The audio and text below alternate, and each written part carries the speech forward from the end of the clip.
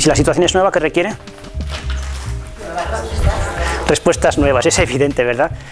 Bueno, esto también es autoconocimiento, es el saber identificar hasta qué punto somos capaces de hacer frente no solamente a retos del pasado, sino a retos del futuro. ¿Y esto cómo lo descubres? Pues de nuevo, por la pura práctica. Si el conocimiento que ellos tienen es insuficiente, ¿qué es lo que necesitan en ese momento? Aprender, literalmente aprender. Y podríamos decir innovar, generar conocimiento, aprender.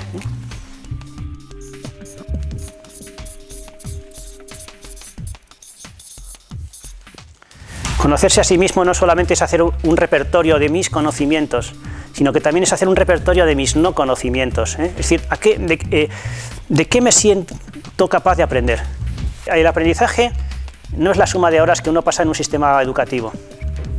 El aprendizaje es una actitud.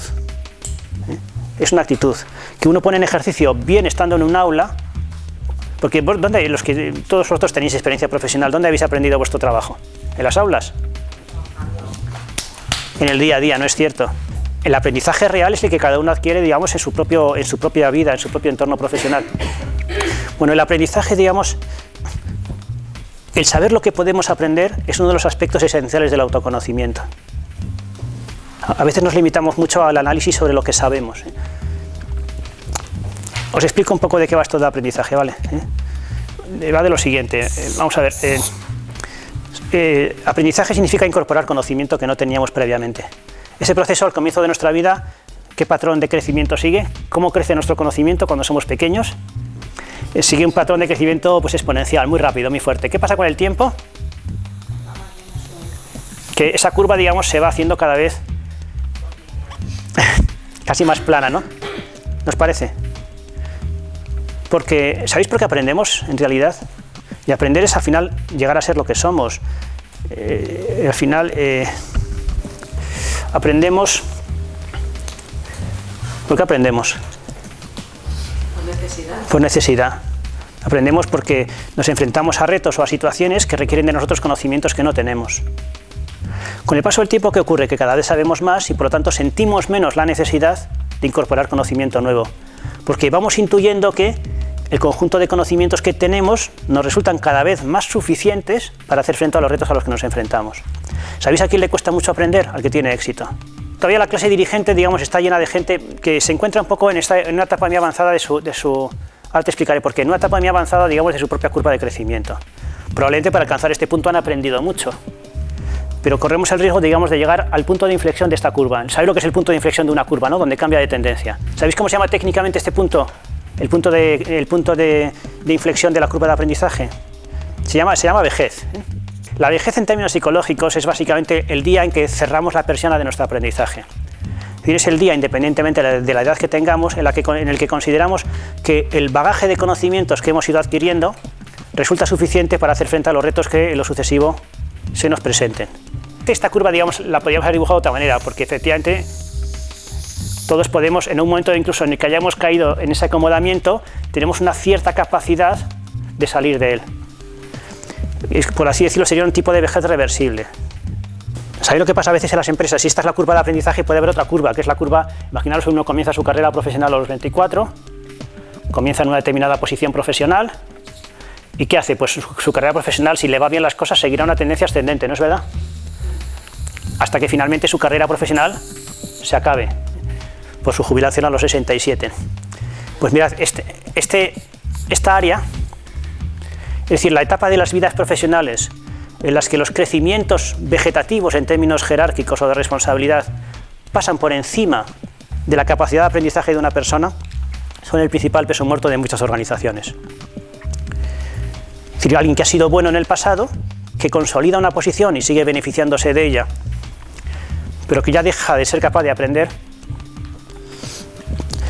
¿Sabéis lo que pasa? Que en ese momento, ¿el de qué vive? De la experiencia, de las rentas. Autoconocerse tiene mucho que ver con saber lo que uno todavía puede aprender. Conocer qué límites puedo romper. Por eso os decía, las crisis son muy buenas para el autoconocimiento, porque nos ponen un poquito en el límite. Nos ponen en situaciones en las cuales topamos, por así decirlo, con los límites de lo que ya sabíamos en el pasado. ¿Y el aula para qué sirve entonces si aprendemos en la vida, si el aprendizaje es pura actitud? Hay dos modos de aprender, básicamente, en las aulas y en la realidad, ¿no? ¿Por qué se caracteriza el aprendizaje académico? ¿Qué os parece? Es teórico, ¿no? Es teórico, esto sin duda es teórico. Es la sistematización de todos los conocimientos que hemos ido adquiriendo en el pasado. Lo cual, si lo pensáis un poco, es enormemente útil. ¿Por qué? Porque te permite empezar a construir o a conocer desde lo que gente muy inteligente ha sido capaz de aprender en el pasado. Insisto sobre la parte acumulativa. En general, cuando aprendemos en el aula, aprendemos cosas sencillas y sobre esas vamos montando conocimientos cada vez más complejos, más sofisticados. Comienzas con aritmética básica y luego acabas haciendo un cálculo cada vez más sofisticado hasta que aprendes complejas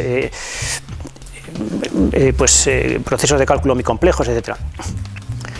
También se caracteriza, en España al menos, porque es un tipo de aprendizaje muy individual, ¿no os parece? Diríamos que el aprendizaje académico básicamente está orientado a dar respuesta a problemas conocidos. Pero el aprendizaje de la realidad, ¿cómo es? Es mucho más práctico en el sentido de que lo adquirimos en interacción con la realidad, ¿no? ¿Es sistemático o es...? Y claro, es muy cambiante, ¿no? Lo vamos adquiriendo de una manera, sin un patrón, sin una pauta, digamos, establecida. Es menos sistemático y sobre todo es acumulativo. Cuando aprendemos algo en un entorno profesional, es un conocimiento añadido a los que ya teníamos. Sí, pero si no lo transformas, se olvida. A veces sí, y otras veces no. ¿Sabéis cuándo no? Cuando el problema al que nos enfrentamos es nuevo. ¿Y entonces qué es lo que exige? Pero vamos, no solamente aprender algo nuevo, sino olvidar o desaprender lo que ya sabíamos. O sea, siendo prácticos, ¿eh? Aprender en términos prácticos significa que hasta ayer hacía las cosas de un modo. Y a partir de hoy las hago de un modo distinto. Y lo primero que tengo que hacer es olvidar o dejar de lado el modo en el que hasta ayer hacía un determinado proceso, ¿no? Eso se llama que a veces el aprendizaje es sustitutivo. No siempre, pero a veces sí. Y esto es de lo que más nos cuesta. Porque abandonar una pauta de comportamiento que en el pasado me ha dado éxito es más que si nos arrancasen una muela, literalmente. Porque las prácticas que nos han dado seguridad en el pasado se interiorizan de tal manera que son más íntimas que nuestra propia dentadura, ¿eh? Es individual. Bueno, el aprendizaje en la vida suele ser mucho más colaborativo. Y por último, ¿para qué sirve el aprendizaje? ¿Para dar respuesta a problemas conocidos? Exactamente. Lo característico del aprendizaje real, del aprendizaje de la vida, es que nos sirve para dar respuesta a problemas nuevos.